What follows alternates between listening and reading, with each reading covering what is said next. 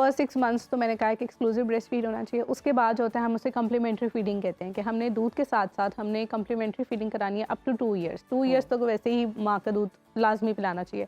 उसके साथ ये कि हम फिर नरम सी ग़िज़ा बच्चे को स्टार्ट कराते हैं, जिसमें साबूदाना हो गया, दलिया हो गया, और साथ में बच्चों के लिए सूजी की खीर हो गई, चावलों की खीर हो गई, बॉयल एग जो हाफ बॉयल एग होता है हम वो खिलाना शुरू कर देते हैं 6 मंथ्स के बाद। और भी बहुत सारी रेसिपीज़ होती हैं, अक्सर माएँ जो होती हैं वो बनाना मैश करके देना शुरू कर देती हैं, और फ्रूट्स देने, प्यूरीज देना शुरू कर देते हैं। Exactly, boil egg. तो इस तरह की ग़िज़ा हमें रखें। मोस्टली जैसे माएँ होती हैं वो किसी मूजी मर्ज़ में मुब्तला हैं, अगर वो उनको बच्चों को दूध नहीं पिला पा रही हैं, एक तो वो भी रीज़न है। दूसरी रीज़न है बहुत सी मदर्स की डेथ हो जाती है। मेन चीज़ जो है जो हमारे सप्लीमेंट्स होते हैं, जो हमारे ये जो फार्मूला मिल्क्स होते हैं, ये बहुत हार्ड टू डाइजेस्ट होते हैं। इनको डाइजेस्ट करना बच्चों के लिए इतना मुश्किल है, और बच्चों की जो इंटेस्टाइन्स हैं वो शुरू के महीनों में इतनी ज़्यादा फ्रेजाइल होती हैं कि वो बेचारों से एक तो डाइजेस्ट नहीं हो रहा होता, जिसकी वजह से उनमें ये जो आंतड़ियों की बीमारियाँ ये बहुत ज़्यादा कॉमन है। हमारे साथ मौजूद हैं न्यूट्रिशनिस्ट ज़रताश उमर साहिबा। वेलकम टू सुनो बात। Thank you so much. कैसी हैं ज़रताश, आप ठीक हैं? तो ज़रताश ये बताइएगा कितना ज़रूरी है माँ का दूध बच्चे के लिए, न्यू बॉर्न बेबी के लिए स्पेशली? ओके, न्यू बॉर्न बच्चों के लिए तो ऑब्वियसली वो खुराक बनाई ही गई अल्लाह ताला ने बच्चों के लिए ही है।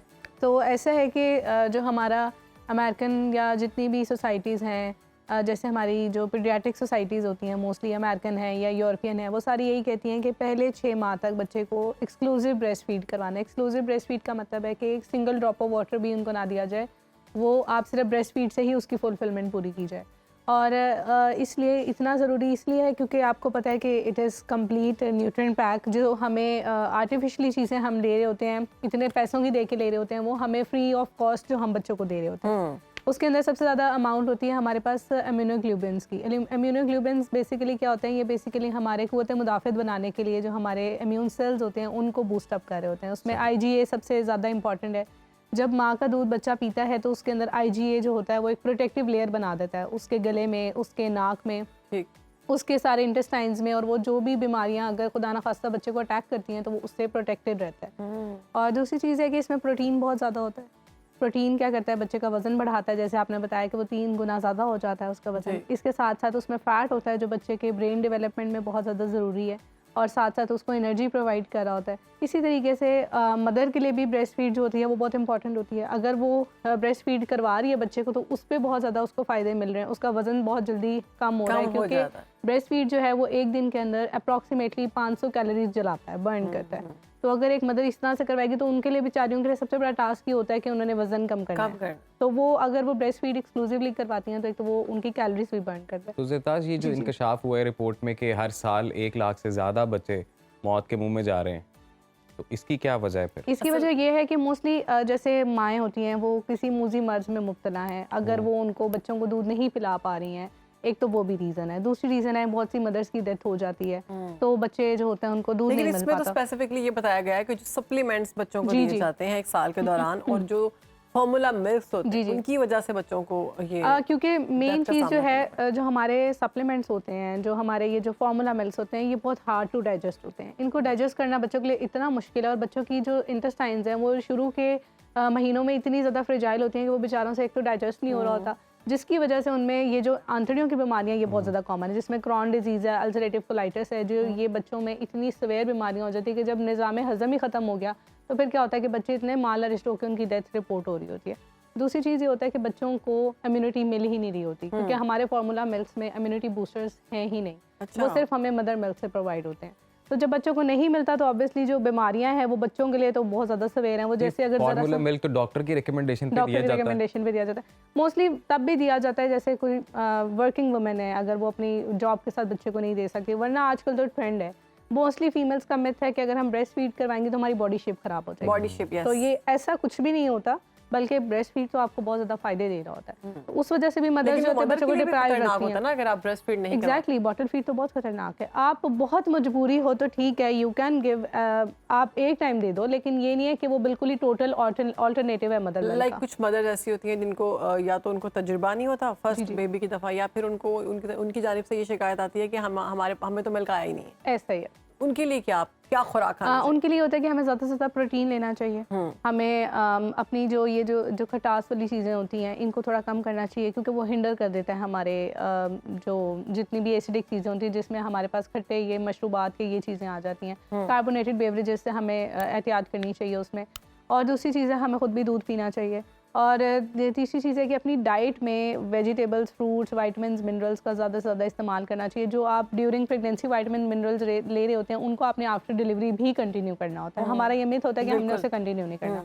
और दूसरी बात है, माओं को लगता है कि हमारे लिए दूध इंपॉर्टेंट नहीं है, हालांकि दूध बहुत ज़्यादा इंपॉर्टेंट है, क्योंकि बच्चा डायरेक्टली आपके अंदर से कैल्शियम, विटामिन डी तो सारा सक कर रहा है।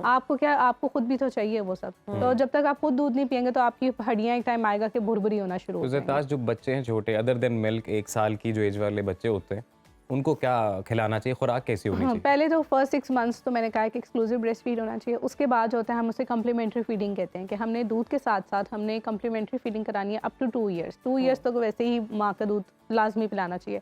उसके साथ ये कि हम फिर नरम सी ग़िज़ा बच्चे को स्टार्ट कराते हैं, जिसमें साबूदाना हो गया, दलिया हो गया, और साथ में बच्चों के लिए सूजी की खीर हो गई, चावलों की खीर हो गई, बॉयल एग जो हाफ बॉयल एग होता है हम वो खिलाना शुरू कर देते हैं 6 मंथ्स के बाद। और भी बहुत सारी रेसिपीज़ होती हैं, अक्सर माएँ जो होती हैं वो बनाना मैश करके देना शुरू कर देती हैं।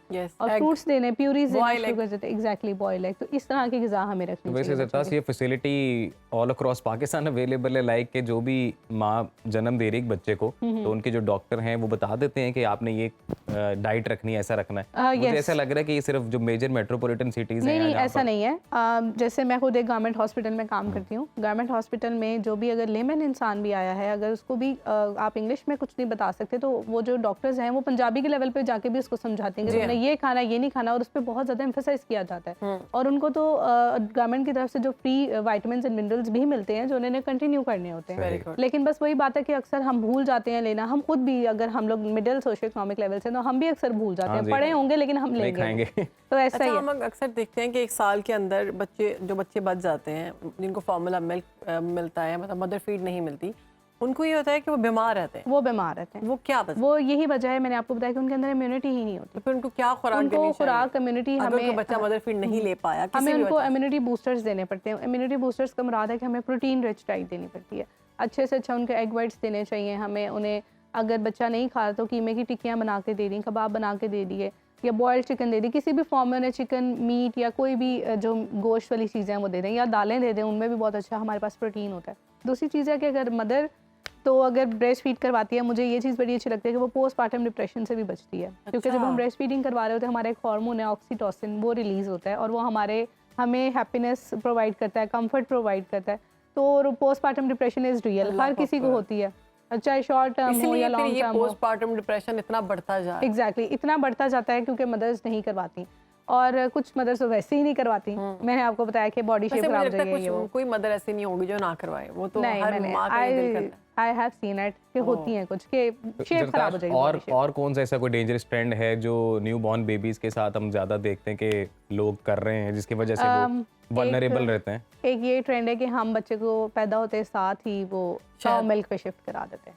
वो भी नहीं, काउ मिल्क भी बहुत ज़्यादा हैवी टू डाइजेस्ट है बच्चों के लिए, क्योंकि उनकी आंतड़ियों में इतनी, मैंने वही बताया कि बेचारों में जान नहीं होती अभी कि उसको हजम कर सकें। तो ये मैंने देखा है। और उसको क्या करते हैं कि आधी बोतल पानी की, आधा बोतल जो है वो दूध का। अच्छा, ये बात तो वाकई हमारे ज़्यादातर लोगों में, और हमारी जो थोड़ी एजड आंटियाँ हैं उनमें ये बहुत ज़्यादा है कि बस ठीक है नो ला भैंस दे या गाय दे दूध और उसमें ये बिल्कुल आधा पानी डालो आधा दूध डालो, जिससे बच्चे के न्यूट्रिएंट्स ही पूरे नहीं होते। exactly. और वो खतरनाक होता है। तो इसको प्लीज नोट डाउन करें कि ना दिया करें 1 साल से पहले। एग्जैक्टली। और दूसरी चीज़ ये है कि बस हम कॉम्प्लीमेंट्री फीडिंग जब स्टार्ट हो जाती है तो आप लोगों ने ये जितने भी अच्छे से फ्रूट्स एंड वेजिटेबल्स, अगर बच्चे वैसे नहीं खा रहे, प्यूरीज की फॉर्म में दे दें, मिल्क शेक की फॉर्म में दे दें।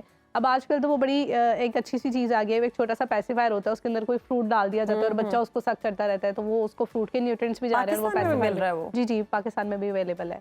तो वो मुझे बड़ा अच्छा लगता है। वो स्ट्रॉबेरी सी बनी होती है या कुछ भी, तो वो बच्चे उसको ले लेते हैं। अक्सर तो बाहर तो ये ट्रेंड देखा है कि बच्चे उसको खा रहे होते हैं। एग्जैक्टली। यहाँ पे तो पॉप्सिकल्स भी मिलती हैं, उसमें हम फ्रूट्स और वेजिटेबल्स को अगर वो प्यूरी करके फ्रीज करके बच्चों को गर्मियों में दे दें तो वो उस तरह से भी खा लेते हैं। 1 साल वाले बच्चे के लिए? 1 साल से कम उम्र, 8-9 महीने के बच्चे ले लेना शुरू कर देते हैं।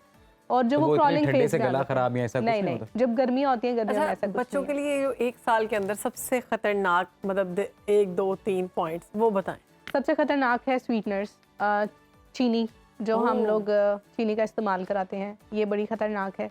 इसी एक साल से पहले चीनी एक साल से पहले नहीं। नमक का इस्तेमाल बच्चों में 1 साल से पहले नहीं कराना चाहिए, क्योंकि उनकी बेचारों की गुर्दे किडनियाँ बहुत फ्रेजाइल होती हैं और उसमें नहीं देना चाहिए। अक्सर मैंने ट्रेंड देखा है, माएँ जो हैं उबले हुए अंडे के ऊपर नमक डाल के दे रही हैं बच्चों को। काली मिर्च भी, काली मिर्च इज फाइन, वो तो एंटी इन्फ्लेमेटरी है, उसका कोई मसला नहीं है। सोडियम जो नमक है हमारा, वो नमक और चीनी नुकसानदेह।